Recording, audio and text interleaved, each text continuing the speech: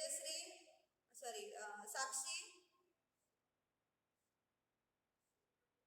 V is equal to U plus AT. Okay, first equation आहे V is equal to U plus AT. First equation of motion म्हणजेच गतीचा पहिला नियम. Second equation of motion गतीविषयक पहिले समीकरण. नंतर दुसरा आहे S is equal to UT plus 1/2 AT square. गतीविषयक दुसरे समीकरण. आणि थर्ड आहे V square is equal to U square plus 2AS. V square is equal to U square plus 2AS. ही गतीविषयक समीकरण आहेत जी की तुम्हाला 10वी ला पण महत्त्वाची आहेत, म्हणजे 10वी साठीच महत्त्वाची आहेत गतीविषयक समीकरण. आपल्याला ग्रॅव्हिटेशन हा लेसन स्टडी करायचा आहे. गुरुत्वाकर्षण 10वीचा पहिला लेसन, त्याच्यामध्ये आपल्याला परत ही इक्वेशन्स लागणार आहेत. त्याच्यामुळं व्यवस्थित हे 3 इक्वेशन लर्न करायचे. First is V is equal to U plus AT. Second आहे S is equal to UT plus 1/2 AT square. And third equation V square is equal to U square plus 2AS. In the last lecture we started or we end up with a numerical. एक numerical घेतलं होतं आपण. Kangaroo can jump 2.5 meter vertically. Kangaroo can jump 2.5 meter vertically. When that kangaroo jumps vertically, then the acceleration due to gravity म्हणजे तो opposite जातोय. Opposite जातो म्हणजे खालून वर जाताना त्याची वेलोसिटी कमी होते. at one point that velocity becomes 0. एका पॉइंटला त्याची वेलोसिटी काय होते 0. ठीक आहे. so the acceleration due to gravity that is negative का घेतली आहे कारण वेलोसिटी डिक्रीज होत जाते. So that is the negative. So A is equal to 9.8. मग आपल्याला काय काय दिलं होतं न्यूमरिकल मध्ये. Acceleration due to gravity that we no.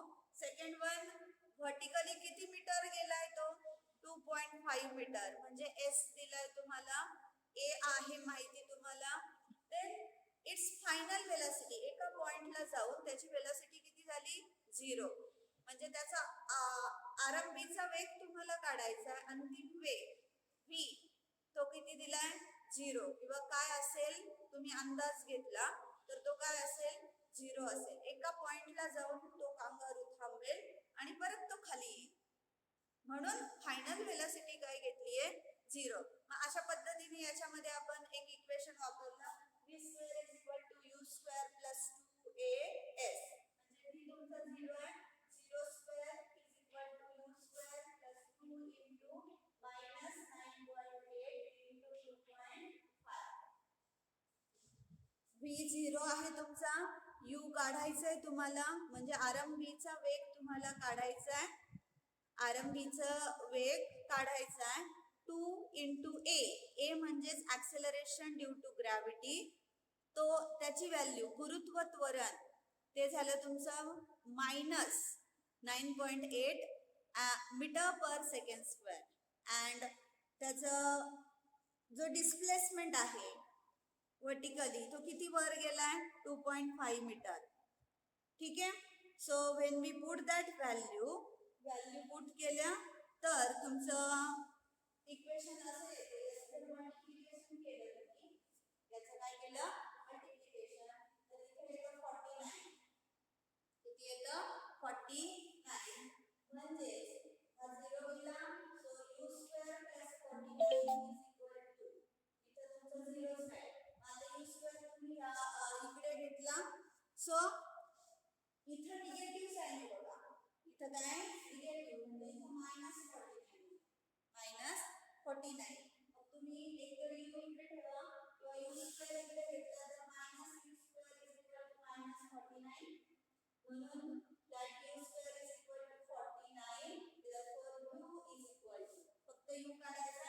U किती आला तुमचा 7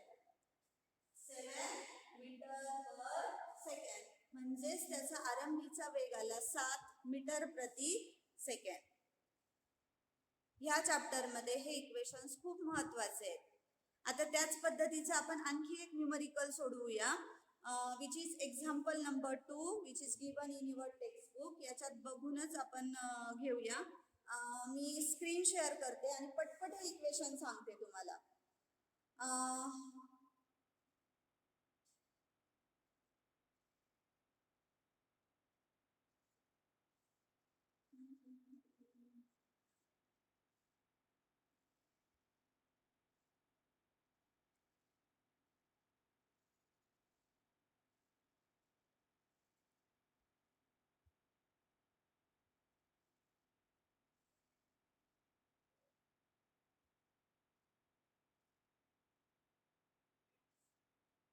ओके, आता एकदा रिवाइज करू. आपलं ऍक्सेलरेशन म्हणजे त्वरण हा टॉपिक मागच्या वेळेस घेतला.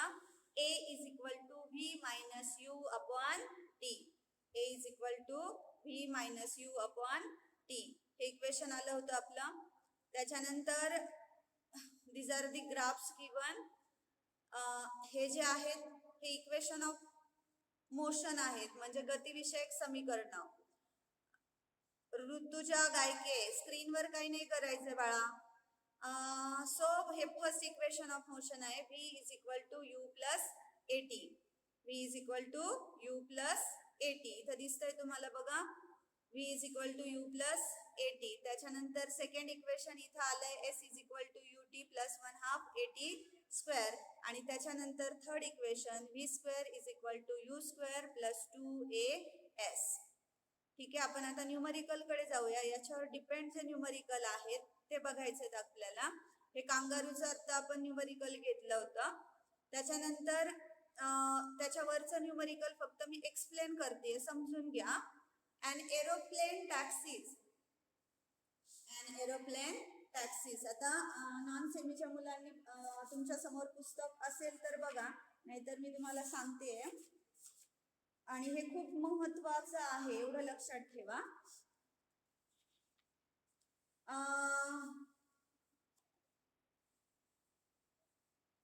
An aeroplane taxis on a runway for 30 seconds with an acceleration of 3.2 meter per second square.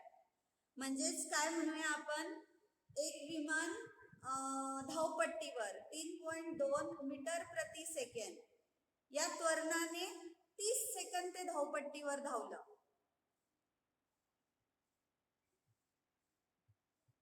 Riteish खजिनदार मूर्ख, स्क्रीनवर कशाला काय करता रे?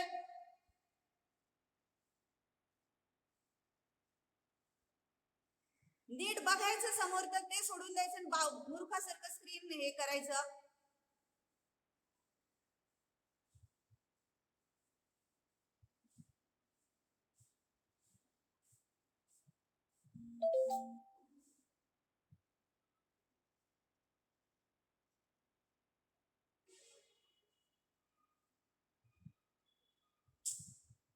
ओके,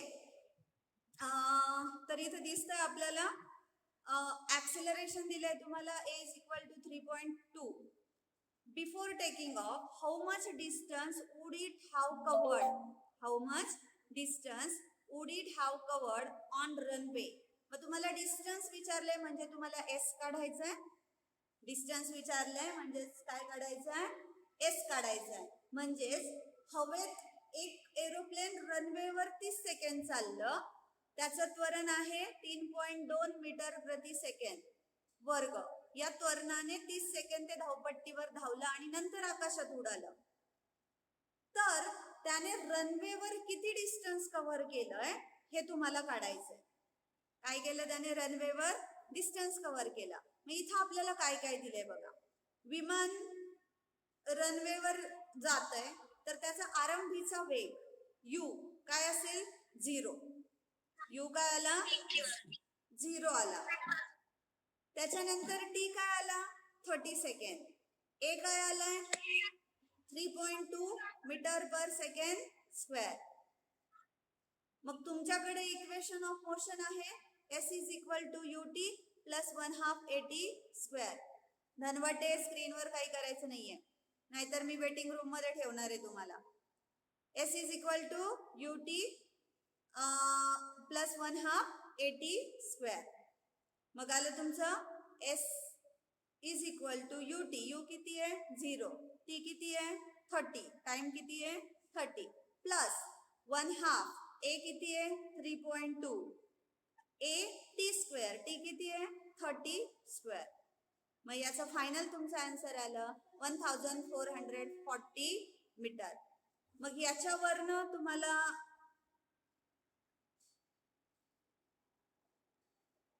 ओके, मग आता याच्यावरनं असं लक्षात आलं की तुम्हाला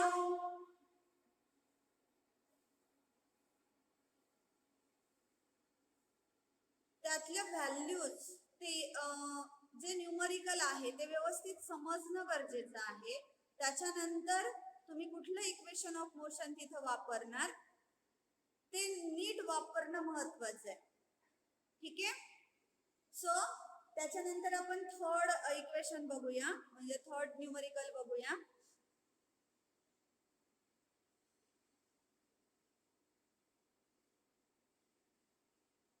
आणि स्क्रीनवर जर कोणी काही केलं तर मी त्याला रिमूव्ह करेल मीटिंग मधनं. मी परत सांगणार नाही आता हे.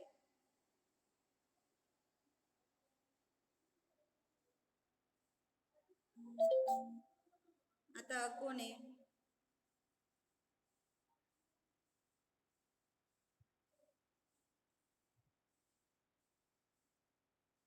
ओके, आता हे न्यूमरिकल बघूया. A motor boat starts from rest. Starts from rest म्हणजेच आपण म्हणूया एक बोट विराम अवस्थेपासून निघून, अवस्था कशी आहे विराम, म्हणजे त्याची इनिशियल वेलोसिटी U किती झाली 0. Moves with uniform acceleration. Moves with uniform acceleration म्हणजे एक समान त्वरण आलं. युनिफॉर्म ऍक्सेलरेशन म्हणजे काय म्हणूया त्याला, एक समान त्वरण. If it attains the velocity of 15 metre per second in 5 second. मग तुम्हाला फायनल वेलोसिटी पण हा बोला बोला. ठीक आहे. Final velocity if he attains the velocity म्हणजे सुरुवातीचा वेग 0 आहे बोटचा. बोट सुरू झाली, त्या बोटचं एक समान त्वरण होतं, म्हणजे त्याने एकक कालावधीत सारखंच अंतर कापलं आणि ती 5 सेकंदात त्याची फायनल वेलोसिटी, शेवटचा वेग किंवा अंतिम वेग 15 मीटर प्रति सेकंद झाला. Calculate the acceleration and distance travelled in that time. मग तुम्हाला काय कॅल्क्युलेट करायचं आहे, ऍक्सेलरेशन म्हणजे त्वरण काढायचं आणि डिस्टन्स म्हणजे S काढायचा. त्वरण काढायचं आणि दुसरं काय काढायचं S. आता बघा तुम्हाला U माहिती आहे, V माहिती आहे आणि T माहिती आहे. मग तुमचं फर्स्ट इक्वेशन ऑफ मोशन किंवा ऍक्सेलरेशन काढलं तुम्ही, A is equal to V minus U upon T means 15 minus 0 upon T. त्याचा आन्सर आला 0 गेला 5 त्रिक 15 3 मीटर पर सेकंड. ऍक्सेलरेशन मिळालं तुम्हाला. त्याच्यानंतर आता तुम्हाला S काढायचा आहे. काय काढायचं आहे S. त्यासाठी कुठलं इक्वेशन वापराल, कोण सांगेल मला? इक्वेशन ऑफ मोशन मधलं कुठलं इक्वेशन वापराल? Second equation. Very good. Second equation कोण सांगेल मला? सेकंड इक्वेशन ऑफ मोशन म्हणजे गतिविषयक दुसरे समीकरण. S is equal to UT plus 1/2 AT square. Very good. S is equal to UT plus 1/2 AT square. मग आता बघा S is equal to UT plus 1/2 AT square. So U किती आहे आपला 0, T किती आहे 5 प्लस 1/2 A किती आला होता आपला 3, A किती आलाय 3 आणि परत T चा स्क्वेअर घेतला 5 स्क्वेअर. हे सॉल्व केलं तुम्ही 0 आता इथं नीट बघा 0 into 5 is equal to 0. 0 into 5 0 plus 1/2 80 square असं केलंय ना. मग 5चा वर्ग 25. 25 गुणिले 3 75. 75 भागिले 2. 75 भागिले 2. मग त्याचा आन्सर आलं तुमचं 37.5 मीटर. म्हणजेच त्याचं एस काढला तुम्ही 37.5 मीटर.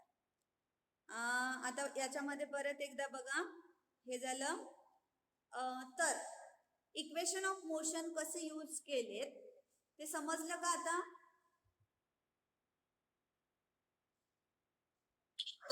ओके. आता आपण सुरुवातीला ॲव्हरेज व्हेलॉसिटी किंवा स्पीड आणि व्हेलॉसिटी याचा डिफरन्स काढला होता. स्पीड आणि व्हेलॉसिटी मध्ये फरक हा आहे that velocity have a direction but speed does not. व्हेलॉसिटीला म्हणजे वेगाला दिशा आहे आणि परिणाम आहे, पण चाल जी आहे त्याला दिशा नाहीये, मात्र परिणाम आहे, परिमाण आहे. ठीक आहे. मग आता इथं तुम्हाला दिलंय an athlete is running on a circular track. He runs a distance of 400 meter in 25 seconds. किती डिस्टन्स रन केलं त्याने?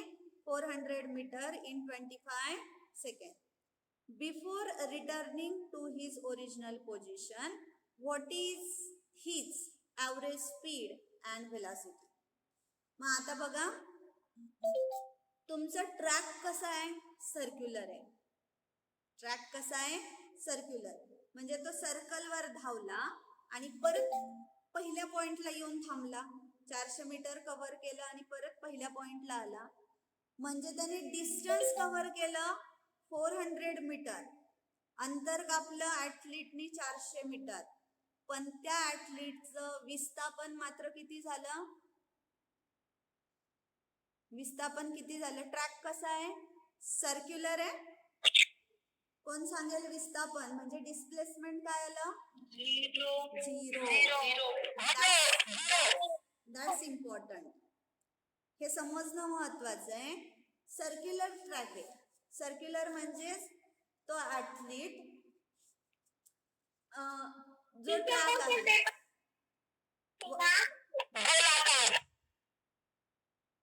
तुम्ही 10वीचे मुलं आहात. आय थिंक तुम्हाला तेवढं कळतं की मॅडम शिकवत असताना तुमचा माईक म्यूटच पाहिजे. And if you have any difficulty then use the option raise hand. आणि जर हे जमत नसेल तर माझ्याकडे पर्याय आहे, मी तुम्हाला मीटिंग मधनं रिमूव्ह करू शकते. ठीक आहे. मग आय थिंक डिस्टन्स आणि डिस्प्लेसमेंट हे दोन्ही कन्सेप्ट क्लिअर झाल्यात आता आपल्या. मग आपल्याला पहिलं काढलं स्पीड, म्हणजे त्याची चाल काढली. चाल म्हणजे काय? प्रत्यक्ष कापलेले अंतर. मग किती अंतर कापलंय? 400 मीटर. आणि एकूण लागलेला कालावधी म्हणजे 400 भागिले 25. कालावधी किती आहे? 25 सेकंड. किती अंतर कापलंय? 400 मीटर. 400 भागिले 25 तर चाल आली 16 मीटर प्रति सेकंड. बट ॲव्हरेज व्हेलॉसिटी काढायची आहे. काय काढायची आहे? Average velocity. वेग काढायचा आहे. सरासरी वेग काढा. तर सरासरी वेग काढताना आपण डिस्प्लेसमेंट घेतो, मात्र इथं डिस्प्लेसमेंट 0 आलंय. परत एकदा बघा. ॲथलीट हा सर्क्युलर ट्रॅकवर मूव्ह झाला, म्हणजे ह्या पॉइंटपासनं निघाला. ए पॉइंटपासनं 400 मीटर असा आला, परत या ए पॉइंटला येऊन थांबला. सो त्याचं डिस्प्लेसमेंट 0 झालं. डिस्प्लेसमेंट काय झालं? 0. ठीक आहे. सो व्हेलॉसिटी काढताना आपण डिस्प्लेसमेंट अपॉन टाइम घेतो, म्हणजे विस्थापन भागिले कालावधी.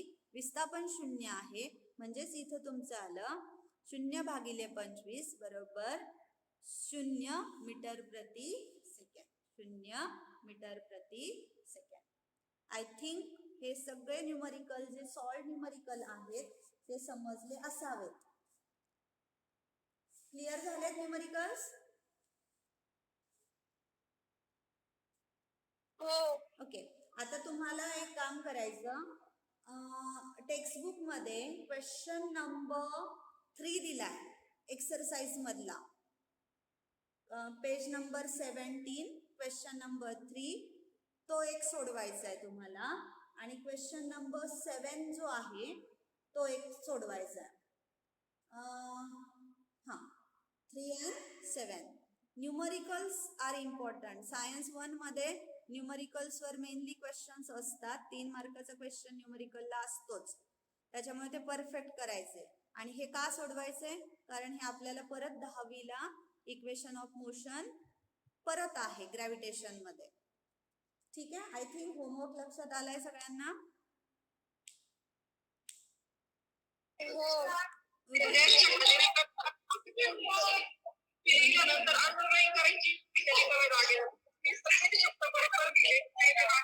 प्रतीक्षा मॅडम माईक म्यूट करा.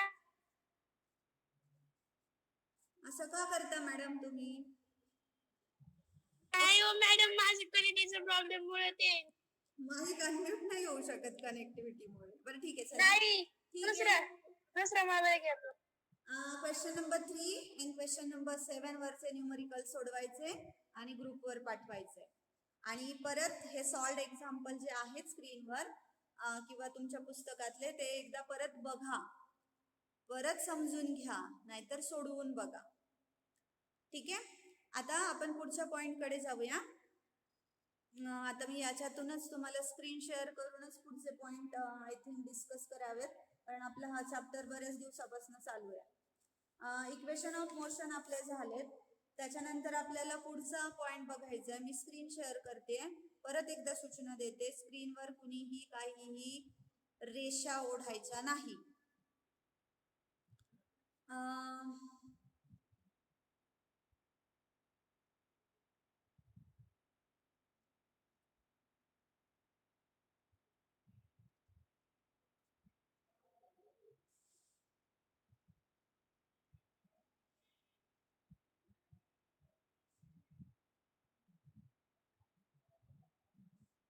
आपलं ऍक्सेलरेशन झालंय, त्याच्यानंतर इक्वेशन ऑफ मोशन आपण कव्हर केले. आता आपल्याला बघायचंय circular uniform circular motion. Uniform circular motion म्हणजेच युनिफॉर्म म्हणजे एक समान, सर्क्युलर म्हणजे वर्तुळाकार गती. युनिफॉर्म सर्क्युलर मोशन म्हणजे एक समान वर्तुळाकार गती. आता याचं एक्झाम्पल द्यायचं झालं तर सपोज आपण minute hand of a clock घेऊया. Minute hand of a clock. मग मिनिट हँड 60 मिनिट कव्हर करतो, म्हणजे एक सर्क्युलर पाथ कव्हर करायला त्याला 60 मिनिट किती कव्हर करतो? 60 minute. Suppose minute hand 1 minute cover केला, 1 hour is equal to 60 minute. मग त्याचा जो स्पीड आहे, त्याच्या टिपचा जो स्पीड आहे तो कॉन्स्टंट आहे. तो स्पीड काय आहे? कॉन्स्टंट. म्हणजेच त्याची व्हेलॉसिटी जी आहे ती कॉन्स्टंटली चेंज होतीये. Velocity is constantly changing. So आता इथं याच्यामध्ये इम्पॉर्टंट काय? युनिफॉर्म सर्क्युलर मोशन मध्ये आता युनिफॉर्म आय थिंक समजलं. Suppose object uniform circular motion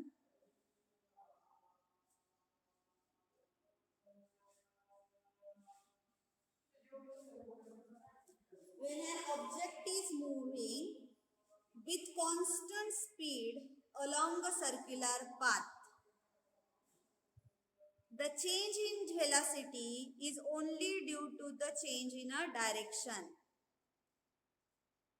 काय म्हटलंय मी? ऑब्जेक्ट कुठं मूव्ह होतोय? सर्क्युलर पाथ मध्ये. वेलोसिटी कशी आहे? Constant. Object is moving with a constant speed. घड्याळाच्या काट्याचं एक्झाम्पल घेऊया आपण. तो घड्याळाचा काटा किंवा आणखी एक एक्झाम्पल घेऊया. गोफन माहिती आहे सगळ्यांना. आपण त्याच्यामध्ये दगड बांधतो आणि दोरी जर सर्क्युलर फिरवली आपण तर तो दगड एक सर्कल कंप्लीट करतो. आणि एका पॉइंटला जर ती दोरी आपण सोडली तर तो दगड असा गोलाकार फिरत नाही, तो एका सरळ रेषेत काय होतो, पुढे जातो. 10 मिनिट राहिलेत. मीटिंग जर संपली एका पॉइंटला तर परत जॉईन व्हा. आपण हा लेसन थोडासा पुढे घेऊया आणखी. ठीक आहे. मग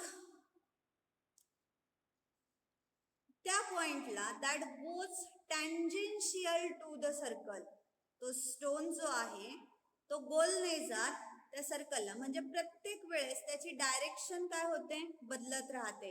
इथे ॲरोज दिलेत. हे ॲरो काय इंडिकेट करतात की त्याची डायरेक्शन काय होते, प्रत्येक पॉइंटला बदलतीये. ठीक आहे.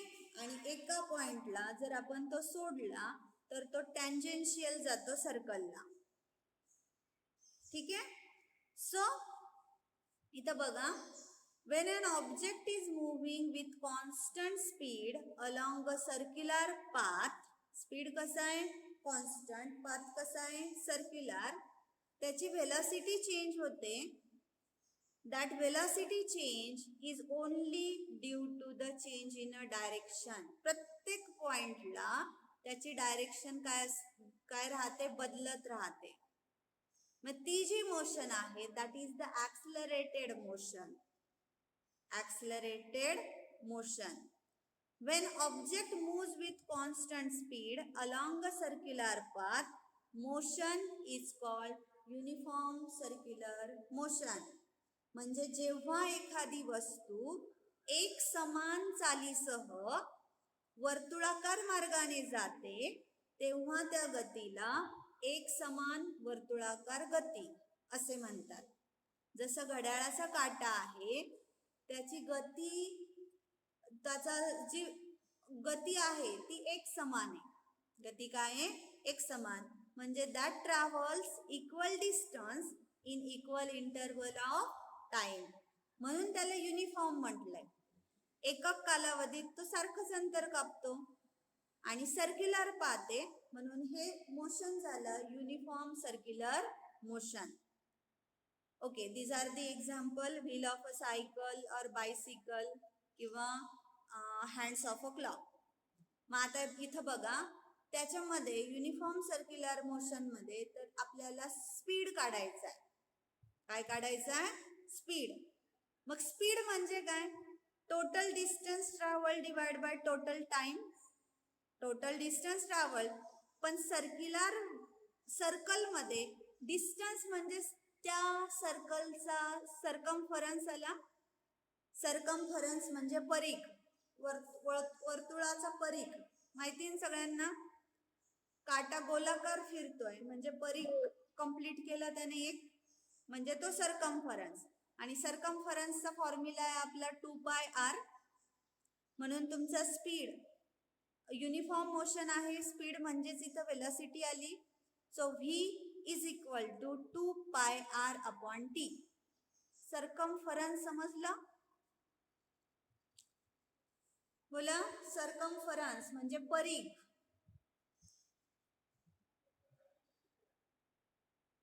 बोला रोहन.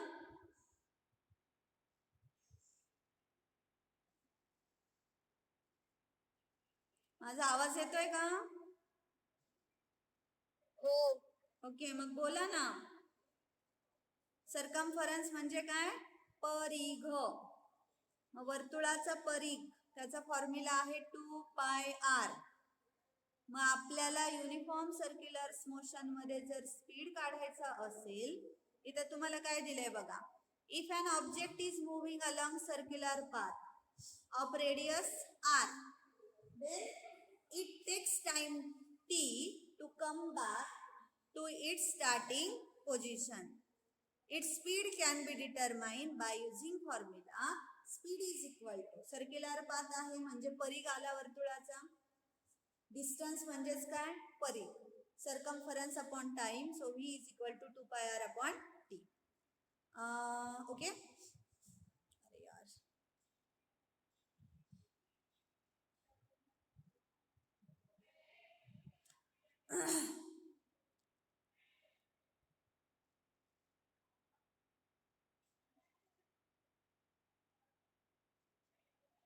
आता पुढे बघूया आपण.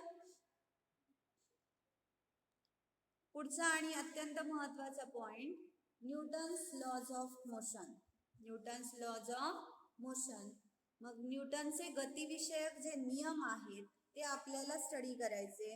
मी खूप डिटेलमध्ये त्याच्यामध्ये जाणार नाहीये, फक्त तुम्हाला त्यातलं बेसिक समजणं गरजेचं आहे. इच अँड एव्हरी पॉइंट समजून सांगणं दॅट्स नॉट पॉसिबल.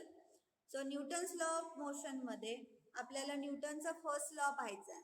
आता त्याचा एक्झाम्पल सांगते. सपोज दगड आहे, दगडाला आपण हलवल्याशिवाय तो त्याची जागा बदलत नाही.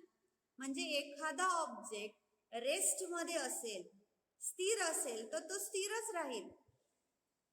आणि कुठपर्यंत स्थिर राहील तो दगड, जोपर्यंत आपण त्याच्यावर फोर्स अप्लाय करत नाही. मग आपण अप्लाय केलेला जो फोर्स आहे तो अनबॅलन्स्ड फोर्स आहे. आपण अप्लाय केलेला फोर्स कसा आहे, अनबॅलन्स्ड. सपोज दोन्हीकडून सारखा फोर्स लावला, इकडनं 10 न्यूटन, इकडनं 10 न्यूटन, तर तो फोर्स झाला बॅलन्स फोर्स. पण अनबॅलन्स फोर्स म्हणजे बल. अनबॅलन्स म्हणजे काय, एकीकडून 10 न्यूटन फोर्स लावला आणि दुसरीकडनं 5 न्यूटन फोर्स लावला, तर तो फोर्स कसा होणार आहे, unbalanced force. I think balance म्हणजे संतुलित बल आणि असंतुलित बल. संतुलित म्हणजे दोन्ही बाजूनी सारखं बल लावलं, असंतुलित म्हणजे बल सारखं नाहीये. मग आता तो दगड जो आहे तो कुठपर्यंत स्थिर राहील, जोपर्यंत आपण त्याच्यावर बल लावत नाही तोपर्यंत.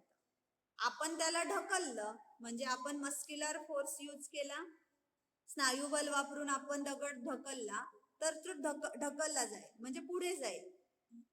म्हणजे स्थिर कधी कुठपर्यंत राहील, जोपर्यंत आपण अनबॅलन्स फोर्स लावत नाही. सिमिलरली एखादी गतिमान वस्तू आहे, ओके, तर ती काय होणार आहे, गतिमानच राहणार आहे. मग आपण म्हणूया an object continues to remain at rest or in a state of uniform motion along a straight line unless an external unbalanced force acts on it. बघा, that is हा तुमचा झाला Newton's first law of motion. म्हणजे जर एखाद्या वस्तूवर कोणतेही बाह्य असंतुलित बल कार्यरत नसेल, तर तिच्या विरामावस्थेत किंवा सरळ रेषेतील एकसमान गतीमध्ये सातत्य राहते. यातला महत्वाचा शब्द कुठला आहे, त्यातला महत्वाचा शब्द कुठला आहे, एक्सटर्नल अनबॅलन्स फोर्स. बाह्य असंतुलित बल कार्यरत नसेल तर गतिमान वस्तू गतिमानच राहील, स्थिर वस्तू स्थिरच राहील. आता समजा फॅन फिरतोय, आपण बटन बंद केलं, फॅनच्या पात्यावर फ्रिक्शनल फोर्स किंवा एअरचा फोर्स, हवेचे पार्टिकल, मग तो थोड्या वेळाने फिरून नंतर काय होतो, शांत होतो. थोडा वेळ फिरतो तो, नंतर स्टॉप होतो. म्हणजे तिथं अनबॅलन्स फोर्स ऍक्ट झाला. पण जर फोर्सच कुठला नसेल तर तो फॅन फिरतच राहील. फॅन काय होईल, फिरत राहील. सो म्यूट व्हायचंय. So that is Newton's first law of motion. हा झाला तुमचा न्यूटनचा गतिविषयक पहिला नियम. पाठ करायचा आहे. An object continues to remain at rest or in a state of uniform motion unless an external unbalanced force act on it. मराठीत सांगते, जर एखाद्या वस्तूवर